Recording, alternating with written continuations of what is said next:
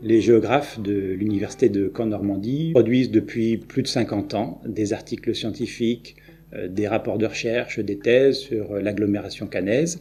Et notre projet, donc, c'est de faire connaître ces documents, rendre accessibles tous ces documents à un large public. Un atlas, on pense souvent à un atlas du monde ou un atlas de France, et les atlas urbains, c'est quelque chose de moins connu.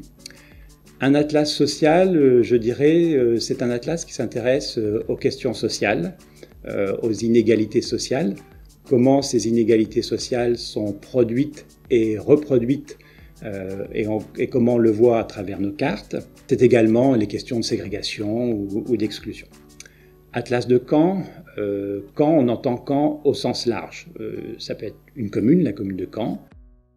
Ça peut être une vingtaine de communes qui donc constituent la première couronne autour de Caen. Ça peut être également 200 communes si on considère toutes les communes qui sont polarisées par les activités de Caen. Ce que l'on cherche à comprendre, c'est comment fonctionne le système caennais, comment fonctionne le système économique, le système de transport, le système politique, le système social, le système culturel. Et c'est au bout du compte mettre en évidence des mécanismes, des processus qui fabriquent l'agglomération caennaise. Notre projet, c'est un projet d'atlas en ligne, qui sera alimenté régulièrement à raison de 2 à 3 cartes avec leurs commentaires toutes les semaines.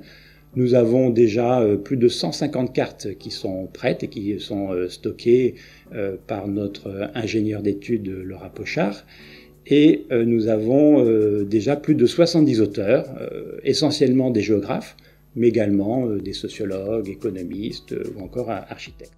Notre objectif, c'est de faire parler les cartes, comprendre ce qu'elles disent, ce qu'elles nous disent de l'agglomération caennaise. Les sources que l'on utilise, des statistiques, également des enquêtes de terrain qui nous permettent d'aller voir sur place la réalité et d'en rendre compte.